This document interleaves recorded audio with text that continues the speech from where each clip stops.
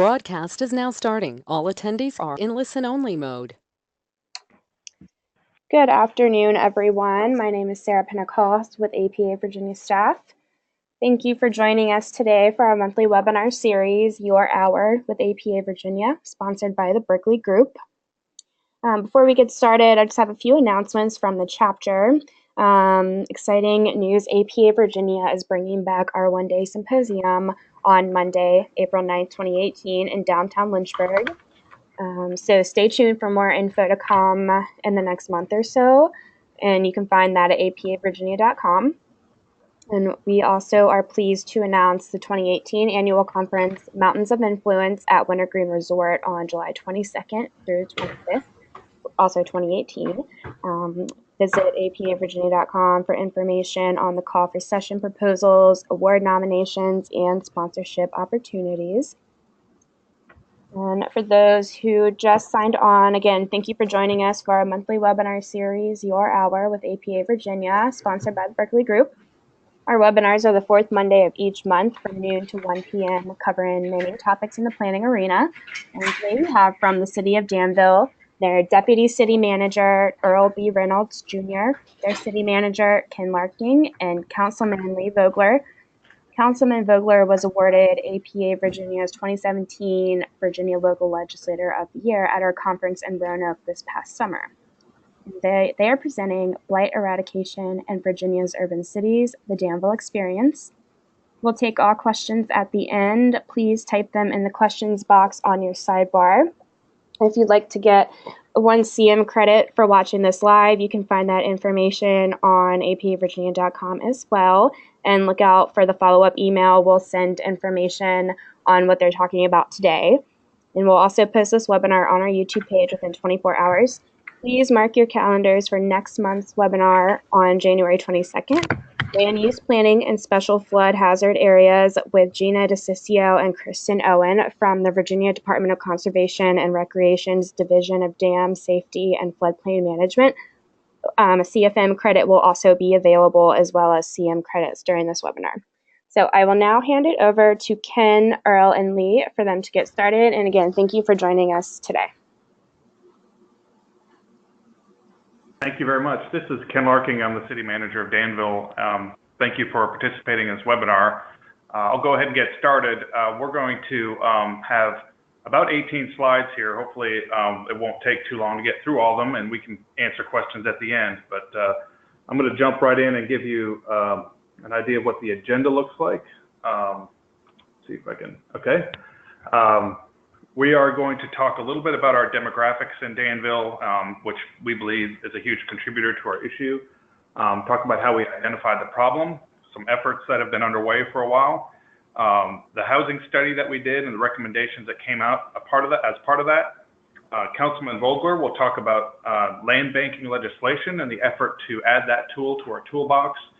And then Earl will talk about our establishment of the Community Development Corporation and the efforts currently underway there and how they are going to use land banking as part of what they're trying to do to improve housing in Danville. So with that, I'm going to jump right in with Danville, a snapshot. We were founded in 1793, chartered in 1890, and currently have a population of about 43,000 people. We were a community that was built on, had an opportunity built on tobacco and textiles, and that had been for about a century what made Danville prosperous. Unfortunately, and as everyone is pretty much aware, textiles has gone away for the most part in the United States, going overseas, first to Mexico and then to Asia. So we were left in Danville with a lot of factories that were closed and a huge population decline that occurred because the jobs weren't there. So at one point, Danville had about 55,000 people. Like I said, we're at 43,000, so a good portion of what many would consider working class, middle class families left our area, which created an oversupply of homes that led to blight because obviously if you have an oversupply of homes, then you have people that aren't buying homes and there's no incentive to reinvest in them and make sure that they're in good working order. Also, tobacco, as the tobacco industry has declined in the United States, it certainly hit Virginia very hard. We were once known as the world's greatest tobacco market, and a lot of our downtown area was full of tobacco warehouses that actually ended up being turned into storage buildings for a long time, until now it's seeing a new renaissance as a new use, and I'll get into that later. A little bit more about our demographics. Right now, with the economy in the U.S. getting better, we're actually 6% unemployment. It's a little higher, obviously, than the state average and the federal unemployment, but it's not too bad. We'd like to see it lower than that. What our challenge is that we have a pretty high poverty rate at 23.6%. 37% of our children live in poverty. Our homeowner rate is $54,000, and our median household income is $33,600. And as you can see from the chart, it lags behind both Virginia and the United States quite a bit.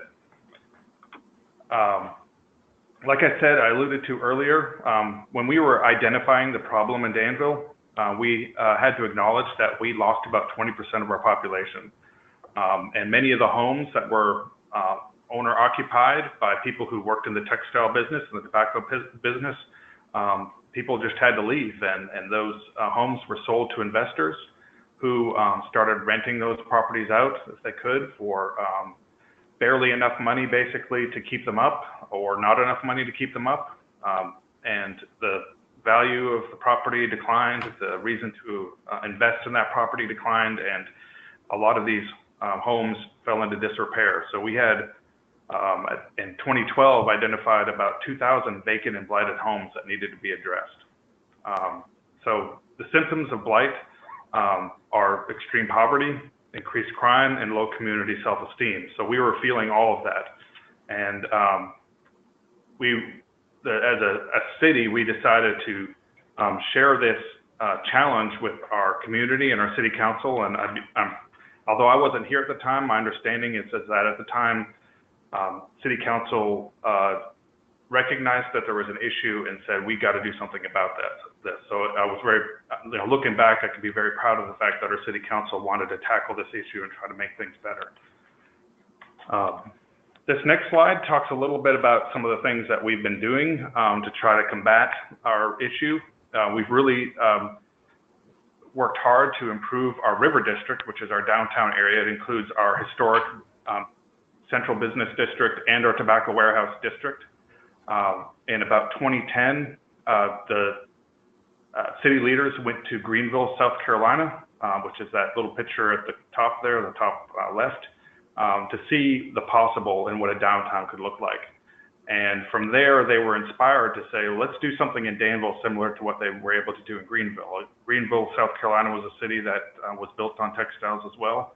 And we thought there's enough there to compare ourselves to that Danville can replicate it. So not too long after that, my understanding is that actually on the bus ride home from Greenville, the council members said, this is something we need to tackle. We need to create our own river district and rebuild our downtown core so that we can have success and then build on that success throughout the city.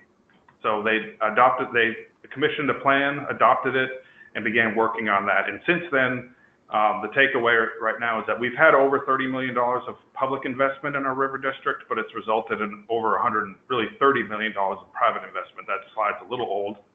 We've experienced a lot more investment since this has been put together. Just a little bit more about that. We've been, like I said, working on eliminating blight, especially in our downtown area and the neighborhoods around downtown. We're trying to build critical mass downtown, recruiting high-tech companies and entrepreneurs to our river district. We're trying to increase the number of people living in the district, and we've been very successful in that area by converting these tobacco warehouses into both commercial and loft apartments. We experience, as soon as a loft apartment is constructed and open, we've experienced 95% occupancy. There are waiting lists for several of the apartments, especially 2 bedrooms. People are seeing a high quality of life in our downtown area as we've had more population move downtown, more workers move downtown, and then more amenities that serve those people as well, whether it's restaurants or a hot yoga studio or or you name it, shopping and other things. So let me, there's a slide here that goes into the blight removal and community revitalization project specifically. In about 2012, all the city council members got on a bus. This isn't a picture of that bus, but they got on a bus together and they drove around the city. One thing that is probably true in a lot of cities is that for a lot of middle class and upper class people, they could go from their nice neighborhood, navigate the nice broad streets, the primary roads throughout their city, go to the shopping opportunities that exist or the nice areas of downtown or wherever it may be, and they never see the blight or the problems in other parts of the community.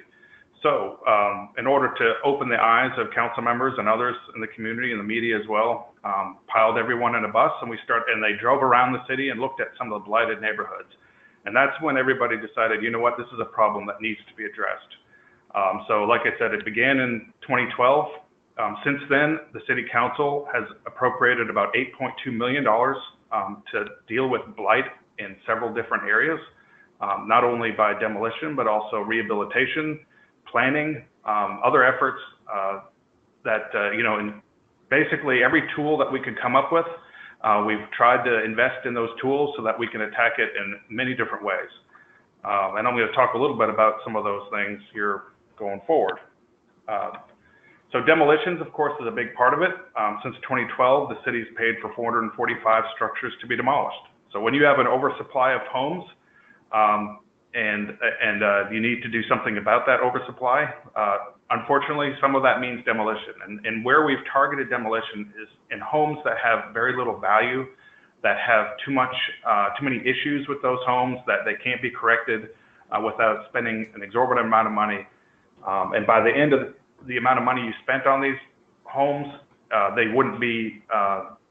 still wouldn't have any value because there's no demand for it. These homes aren't your grand Victorian homes of several thousand square feet. These are really small homes that at one point never had bathrooms or kitchens even.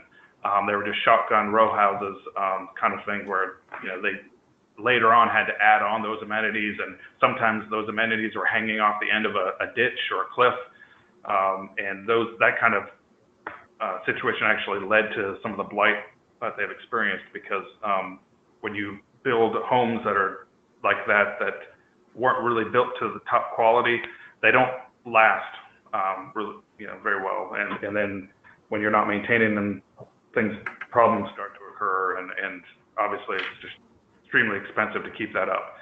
In addition to the 445 structures that the city has paid for, we've had, through aggressive maintenance code enforcement, had 276 other structures demolished by the property owners themselves at their cost. So, but we didn't, like I said, focus only on demolition.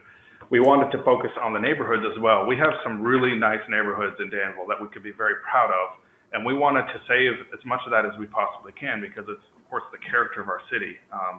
Danville at one point in its history was the richest city in all Virginia, really driving the economy throughout the entire state. Surprisingly, of course, it's been many decades since that's happened, but when it was in its heyday, we had a lot of very wealthy people build very grand homes, Victorian style homes, especially near Main Street in the Old West End Historic District. There's an example of one of those homes there on the slide. This area actually is called Millionaire's Row. It's affectionately called that, and like, as you can probably guess, that's where the millionaires in Danville live. They live right on Main Street in these really grand homes. And what we're experiencing right now is just a renaissance in this area. And part of it has to do with the fact that we've got some really great leaders in the area of historic preservation in our community that care about these homes and understand that they can't ever be replicated. So they've actually either invested in the homes themselves, lived there, or encouraged others to come in and buy these homes and fix them up. Right now, for those listening to this webinar, if you ever want to move to Danville, you can get a great deal on a really grand Victorian home. Sink a little bit of money into it, and at the end, have a home that would be, $500,000 to $1 million in most any other city that's thriving, and at a fraction of the cost. So it's a pretty exciting opportunity, I think, for Danville and people that are considering moving in this area. And that's why we think it's important to preserve this. The Monument Berryman redevelopment area is another part of the city that we've focused in on. It's close to our downtown. It had some of the smaller homes. About 50% or so, if I'm recollecting correctly, of those homes were in really, really bad shape. And if you drove through the neighborhood, when I've moved here in Danville about 4.5 years ago, you would say, wow, this neighborhood is in really rough shape. But a whole lot of aggressive work has been done out there. We've removed a lot of the blight, worked with owners to fix up some things where they could.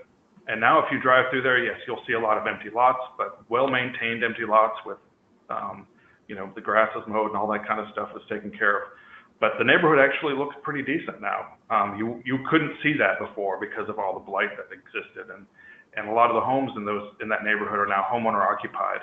I see that as a good success. And there's opportunities as Danville grows for us to reinvest in that area and capture some of the growth from the River District as people decide to move away from loft apartments into traditional housing. So as we continued through the project, we decided that we needed to take a really hard look at our housing issues and do a housing market study. So we did a comprehensive housing analysis. Company came in, CZB is the name of the company. They did a house-by-house evaluation in every part of the city. And they scored all the homes by their current condition and identified focused areas and recommended strategies. What they tried to do is, they kind of, when I say they scored the homes, they ranked the homes on their condition and then sort of ranked the neighborhoods where those homes existed on those conditions. And they told us, they were just really blunt with us. They said, you can sink a lot of money into the areas that are extremely troubled, like, just the worst neighborhoods with the worst housing stock. You can sink a lot of money in there and you won't even move the bar up to where the housing in that area is marketable. So they said that you get the best bang for your buck if you concentrate your investments in the areas where there are marginal neighborhoods where the money can go a little further and you can move them from marginal up to decent middle class type housing. Now that being said, that doesn't mean you ignore the areas. I mean, we still provide very good public services to every neighborhood, no matter what the conditions of them are. The trash gets picked up every week. Yard waste gets picked up, all those things. The streets get maintained. We make sure the lights on the street lights are on. All the stuff that a city has to do to maintain these areas continues to happen. But when it comes to investing in our limited housing dollars, the best bang for your buck, according to CDB, was to try to lift the marginal neighborhoods up into well-functioning neighborhoods. So this chart was in our plan, and I think it really demonstrates, and it probably could be replicated similar to other communities like Danville. When you have economic contraction like we had in the 80s, 90s, and 2000s, you end up having a lot of vacant properties. You have an excess housing supply, then there's lack of confidence to buy and to reinvest in homes. And then, when people own a home and they're seeing, if I spent, $10,000 to fix my kitchen, then I still won't sell my house for any more than I have right now if I do nothing. So people don't reinvest. They don't do maintenance. They don't replace roofs. Gutters fall apart. All these sorts of things happen, and it creates just this cycle of a lack of confidence in a home that sort of ends up being like, it just kind of builds on itself, sort of. And I hate to use this term, but it's kind of like a toilet when the water's going around in a circle and going down the tubes. And it's really hard to get out of that situation. Maybe I should use black hole or something. It'd be better. So the recommended actions out of that housing study included establishment of a community development corporation, which is something that we've actually been able to do, and we'll talk about later.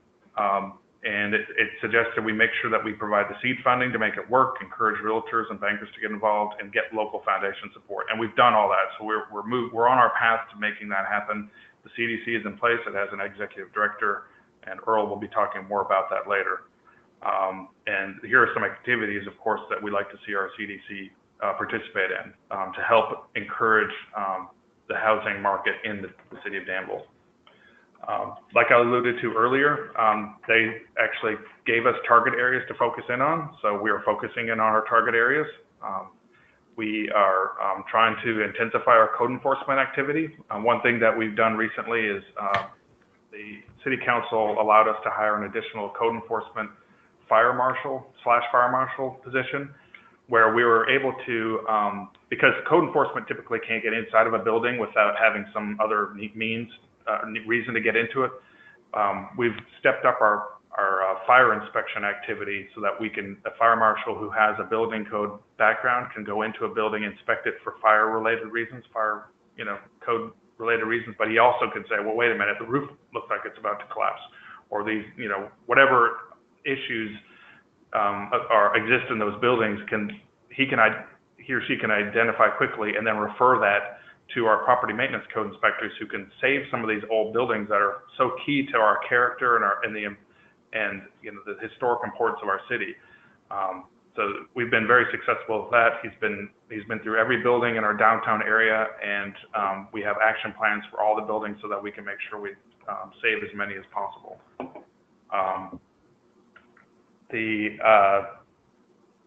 And then, like I said here, we want to build on the success of our river district. Like I mentioned earlier, we've invested a little bit of public money, but seen a whole lot of private investment. Now I'm going to move on to the land banking legislation, which is one of the tools that, like I said earlier, we were talking about all the tools that we use to accomplish our blight eradication program. Well, land banking is a very important tool, and I'll turn it over to our Councilman Lee Vogler, who can describe the process of getting that tool in our toolbox. So thank you. All right, thank you, Ken. And I'm Lee Vogler, City Councilman for the great city of Danville, Virginia. And I just wanted to take a few minutes to kind of give an overview of how all this came to be, the process we went through, and then Earl will take it from there and what we're doing next. Two things that I always try to do as a city councilman is, first of all, get public input from our citizens, which if there's any elected officials on this call, you know how important that is to stay engaged with your citizens and those who vote and those who are in your community, and knowing what's important to them. And the second thing is to put forward new ideas to council and the city and try to get those implemented. And this was a case where those two things happened to coincide with one another, and I've found that in my experience. I was first elected to city council in 2012 and was reelected last year, and that some of the best ideas that we've put forward down here at city council have come from citizens, and this was a case of that, where it was a citizen actually sent me an article, or sent me a message on Facebook, a link to an article that was discussing Michigan. And of course, I don't think it's a secret to anyone on this call, the issues that Michigan has faced over the last 10, 15, 20 years with blight and the vacant buildings that they've had as their population in the Detroit area particularly has declined. And so they have been working to find ways to address the problems that they had. And this was an article about land banking, and essentially was talking about the online auctions that they were having for dozens and dozens of these properties that they had fallen into disrepair, but a lot of them were still good homes, but they just needed work, and they were having trouble, getting them into the hands of people who wanted to do something with them.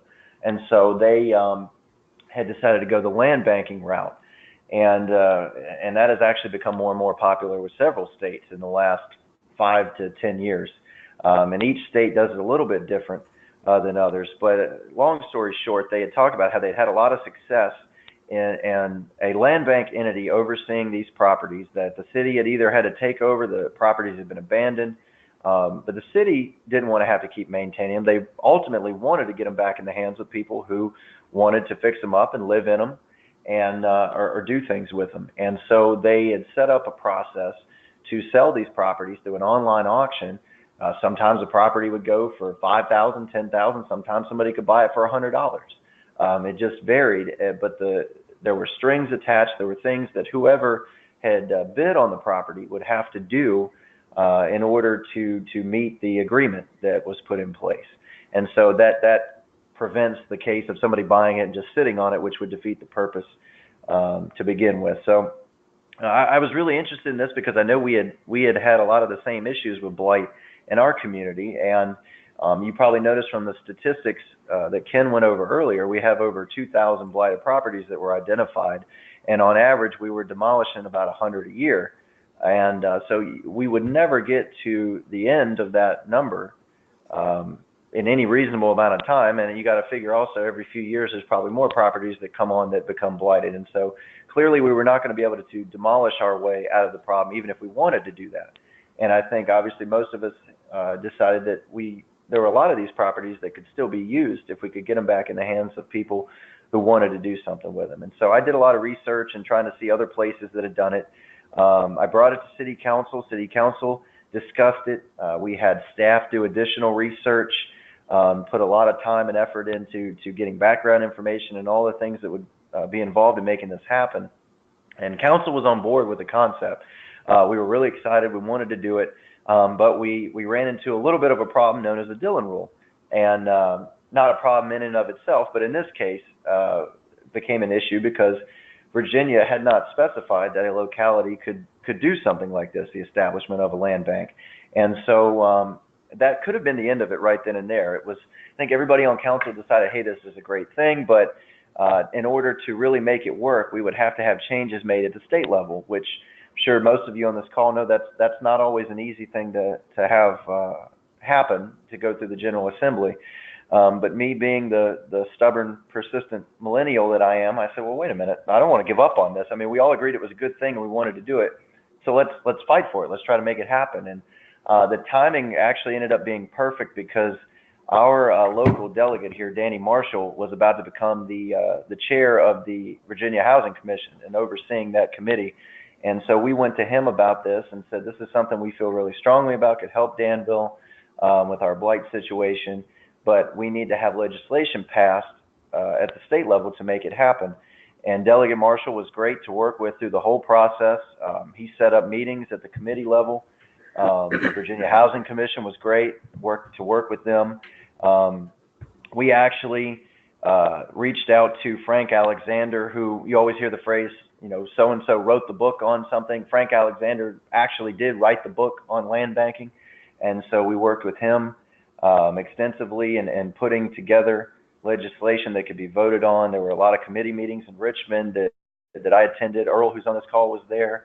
A couple other council members. And we got a lot of feedback from different states, things that they did that worked, things that didn't work. I think there's about 12 states now around that ballpark that have implemented some type of land banking. So we had a lot of perspective that we could get on this.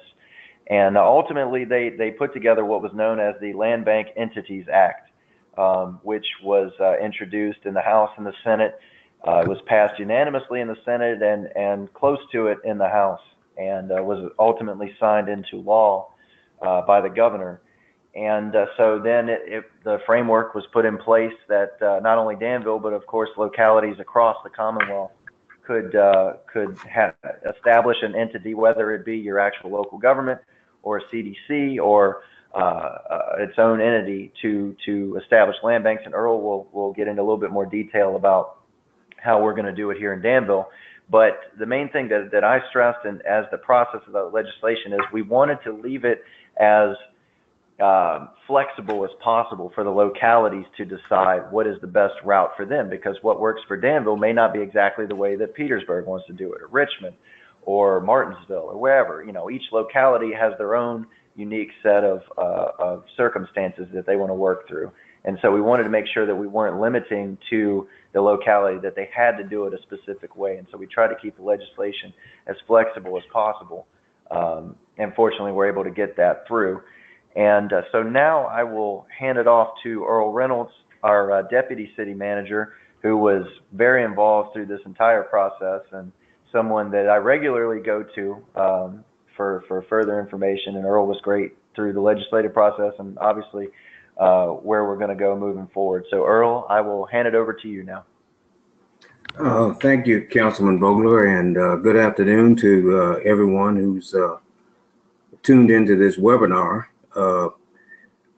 Ken has given us a lot of the background of how we got to where we are today, and of course Councilman Vogler has described in great detail the legislative process.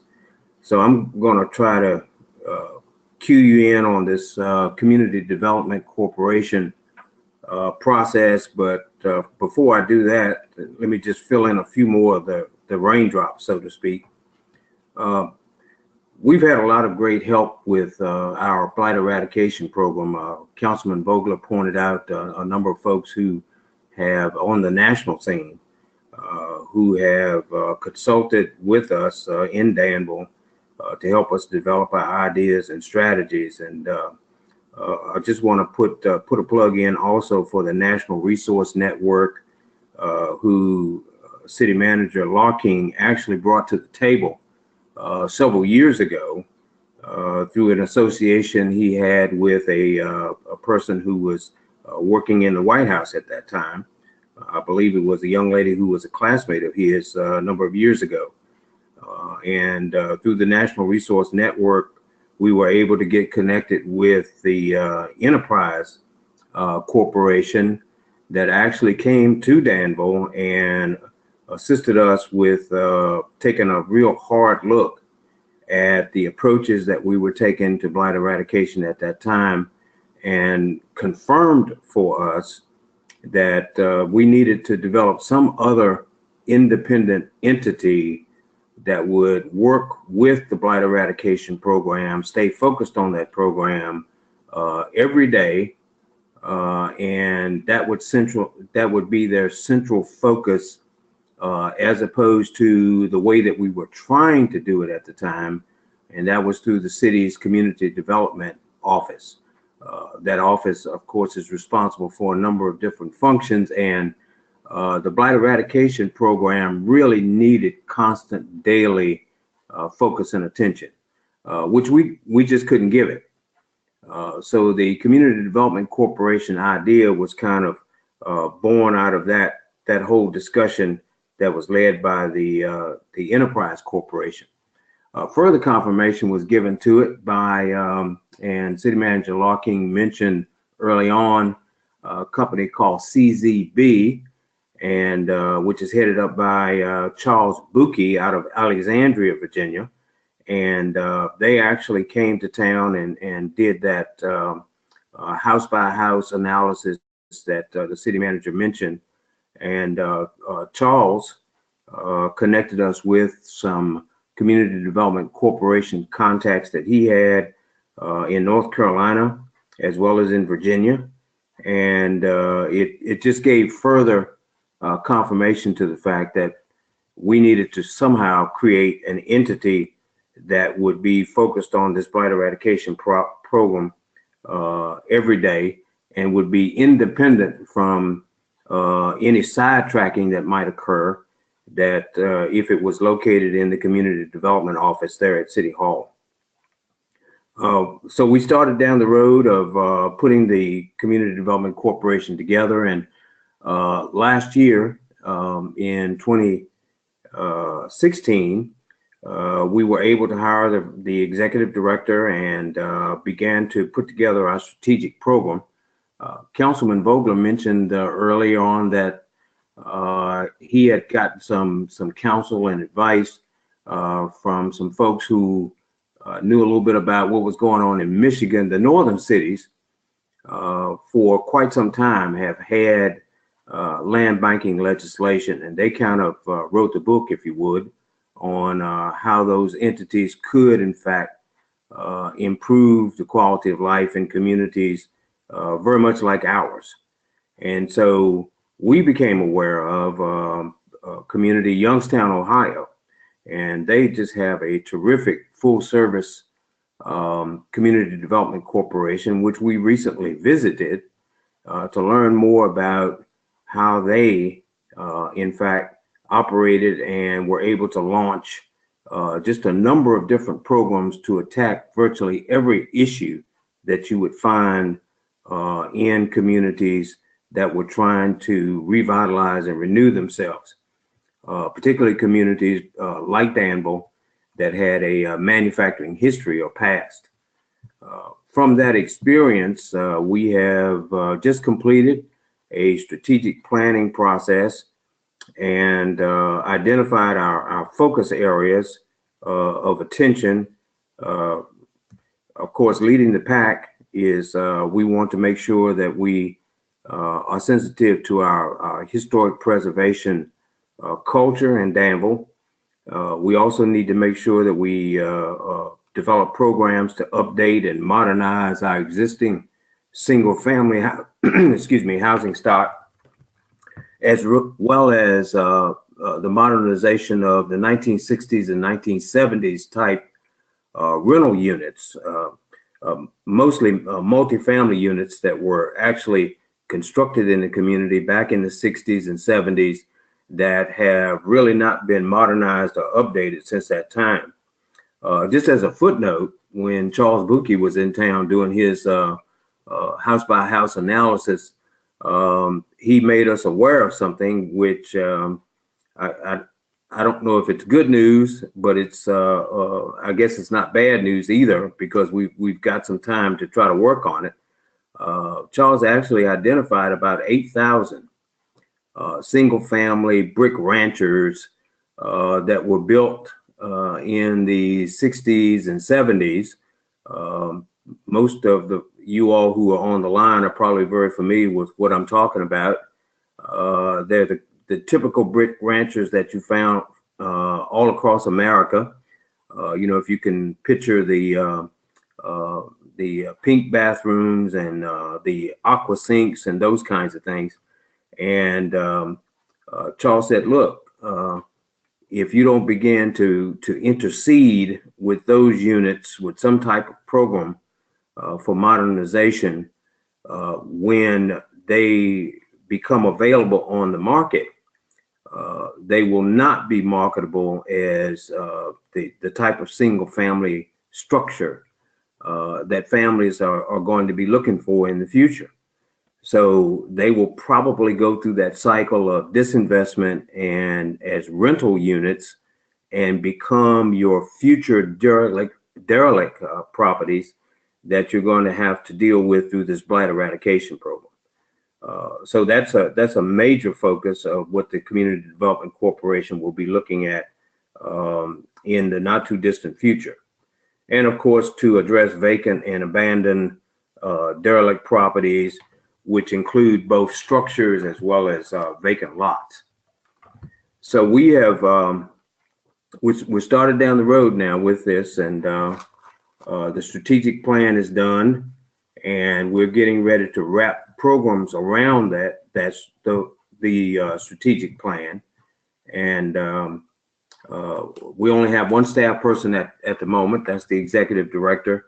But as we roll out programs and obtain additional funds, both state and federal funds, as well as foundations and other sources of revenue, we will begin to launch rehabilitation activities, activities that will help people obtain financing to do work on their own, as well as to identify vacant, abandoned, and derelict properties that the CDC would like to own and manage in some fashion in the future.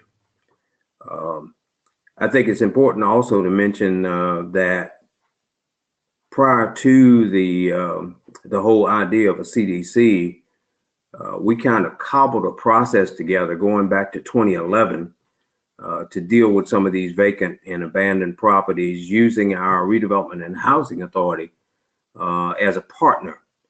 So in the absence of a Community Development Corporation, we have been in the process of acquiring properties as well as receiving properties as gifts. But the Housing Authority is currently the owner or trustee of those properties. And once the CDC is ready to function as our official land bank, all of those properties, vacant lots as well as structures, would be transferred over to the CDC. I think I've kind of said a lot in a very short period of time. So I think I'll just leave it at that for the moment to see if anyone has any questions.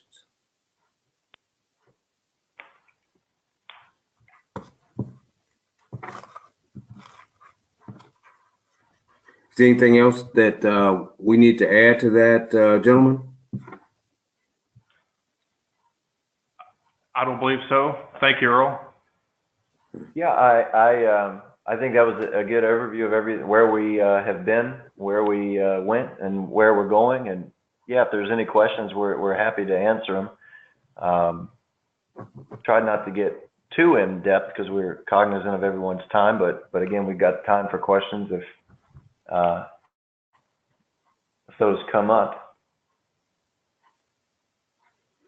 Let me just mention real quickly, Councilman Vogler hit on it, but it was extremely important, the work that Councilman Vogler did with our delegate, Danny Marshall, who is the chair of the State Housing Commission.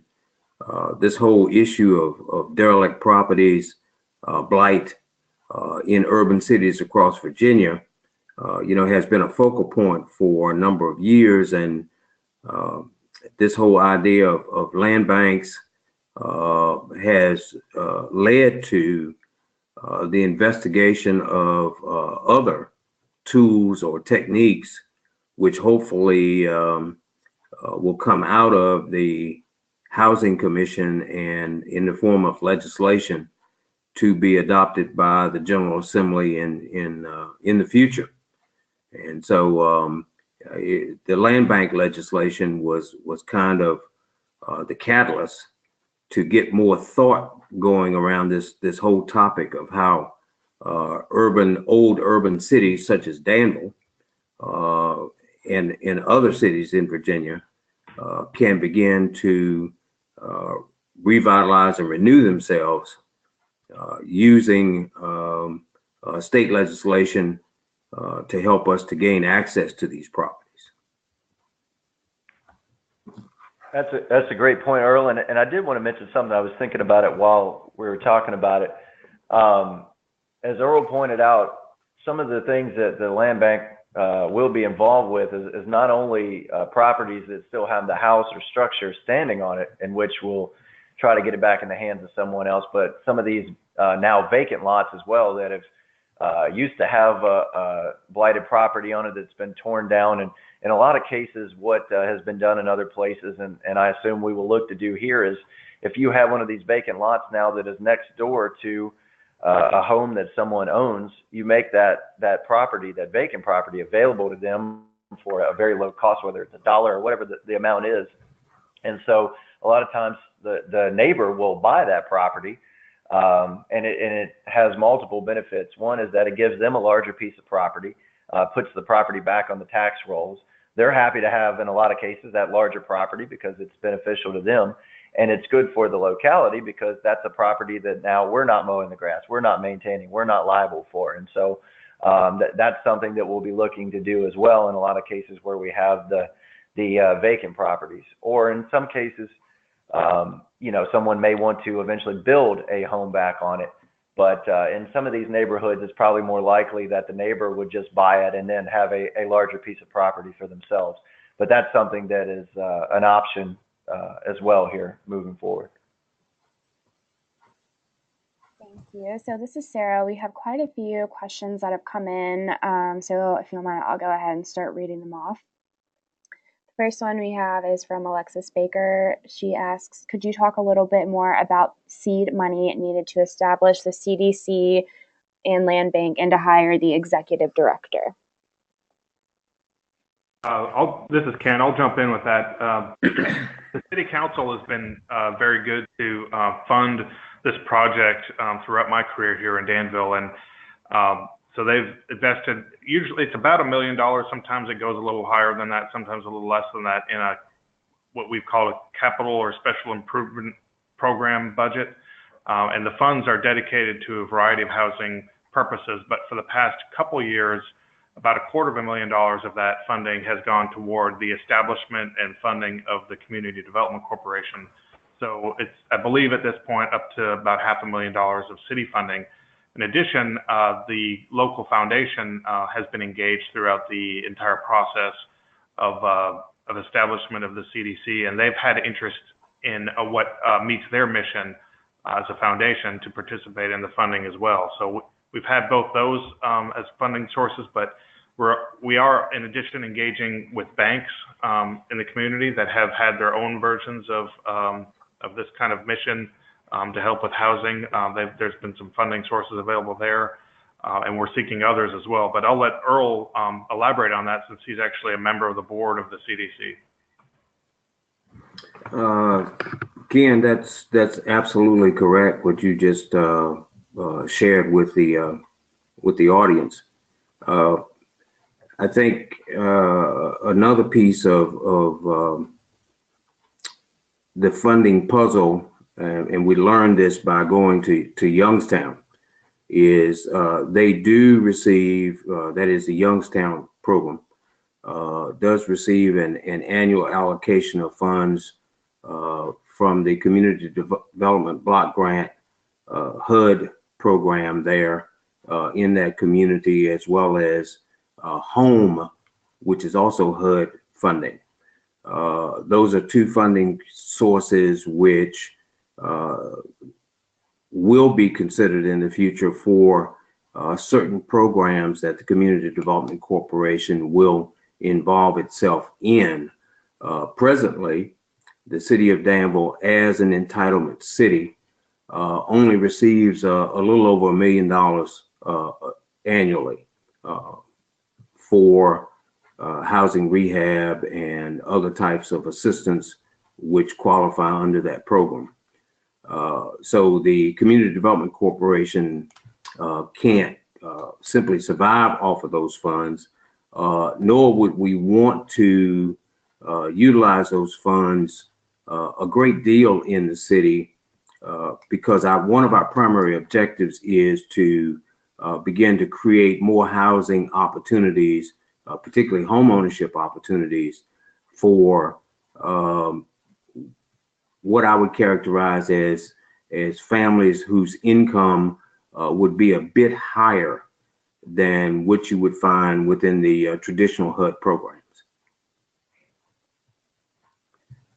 All right, thank you.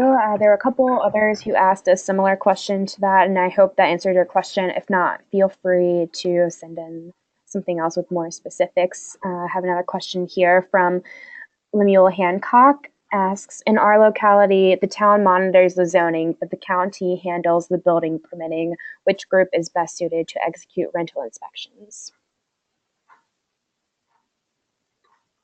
I think I've heard a little bit of that question. So so there's a combination of governments that are trying to tackle this issue. Well, of course, in Danville, everything's under the same umbrella, so we are able to direct the work of everyone rowing in the same direction. So that's certainly a benefit from us. But Earl, did you hear the question? Maybe you can elaborate on the answer to that one. Would you like me to I'm repeat? sorry, I've kind of got bits and pieces of it. Can you repeat that for us, please? Sure. So he says, in our locality, the town monitors the zoning, but the county handles the building permitting. Which group is best suited to execute rental inspections? Okay. In the city of Danville, the rental inspection program is actually under our inspections division. We currently have 3 rental inspection districts within the city. And the one on the south side, one on the north side of and when we say north and south, we mean of the river, of the Dan River, one on the north side of the river and one on the south side of the river, and one just right outside of our central business district or river district in our historic neighborhood, the Old West End neighborhood. And they have done tremendously good work, really turned a lot of the properties around and got property owners, rental property owners engaged in the process. but we were able to handle it through the building inspections office. And that's because, of course, we're a full service city. In a situation where you have a town and in a county, I would suspect that there needs to be some type of collaboration there to make that work. And I think I can go back to my experience as a small town manager in North Carolina, where the building inspection function was done by the county, and we had an interest in the town to have some housing issues dealt with.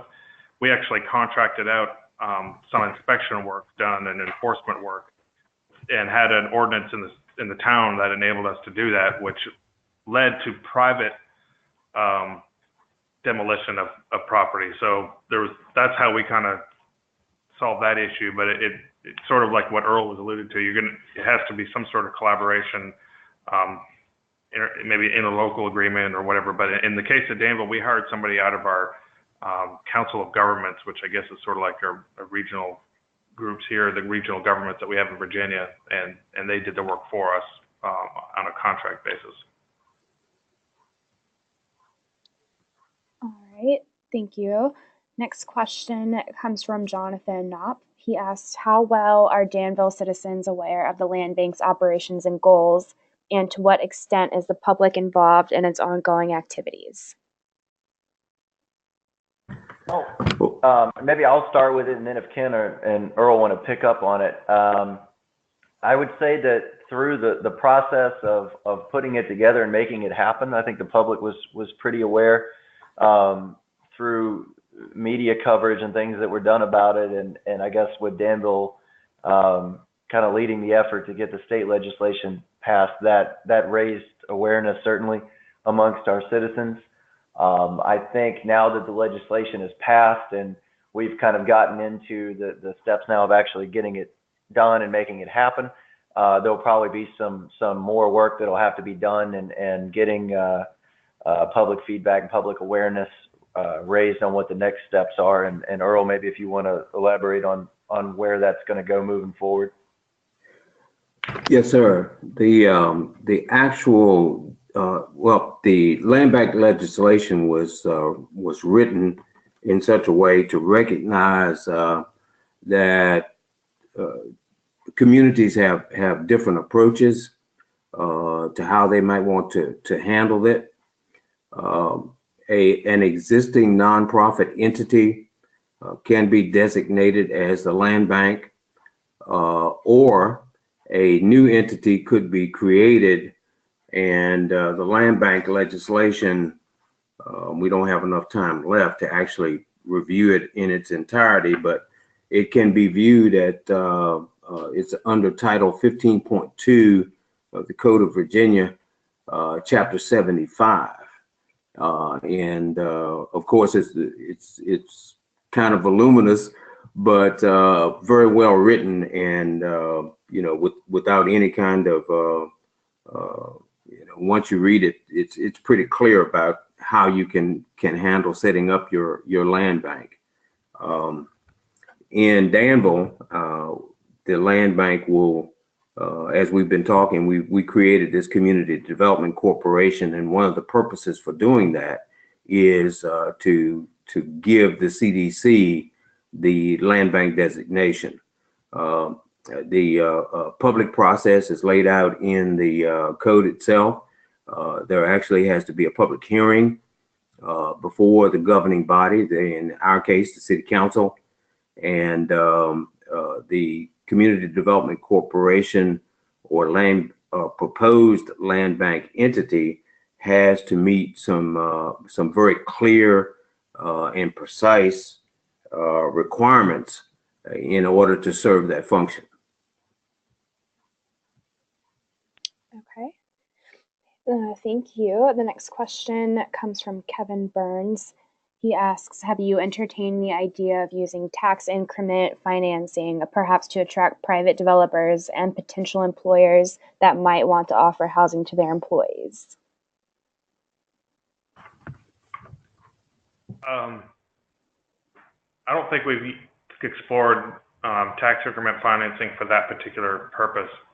the extent to our exploration of tax increment financing has been to establish the River District as a virtual TIF and use any incremental increase in tax revenue to go toward public improvements in the River District for a variety of purposes, but nothing as specific as that.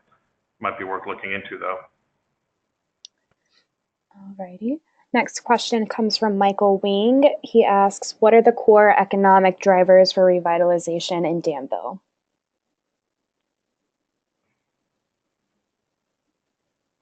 The economic drivers, Danville is somewhat isolated. So I would say that our economic drivers include, of course, our major employers of Goodyear, Nestle, IKEA, and a few others on the manufacturing from the manufacturing standpoint. Of course, there are many others.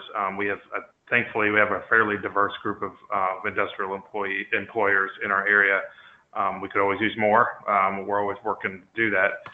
But in addition to that, Danville's established itself as a small regional shopping destination by investing in a commercial corridor on Piedmont Drive near the mall and on what's called Holt Garrison Boulevard, which is adjacent to the mall. So we've had success in recruiting things like Target and Home Depot and Lowe's, Dick's Sporting Goods, a lot of those big box type retailers in those areas. So that helps with our sales tax base and our and an influx of visitors from about a 30-45 minute drive into Danville.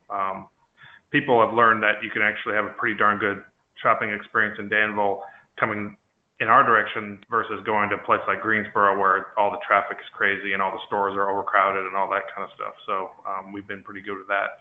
Then, of course, our River District has been a great success as well.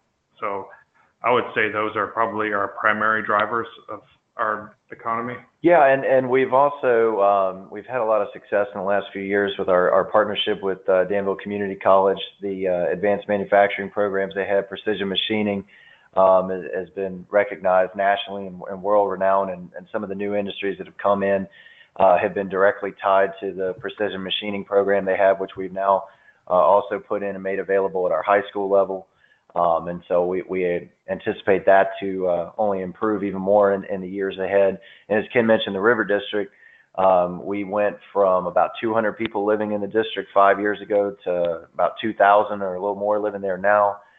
We've had some breweries open in the last few years, with some more on the way, distilleries, wineries, some really, really nice restaurants, not just the chains that I mentioned, but some unique restaurants, Cotton and Taco Tequila Bar that's coming, and just a wide variety of things. We've really tried to, and I think research has shown this too, younger generation, particularly millennials, in a lot of cases, they decide where they want to live before they even figure out where they want to work, which is, the exact opposite of the way it was done for a number of years. So we've tried to do things to improve the quality of life. We have a fantastic Riverwalk trail here that we have expanded over the years.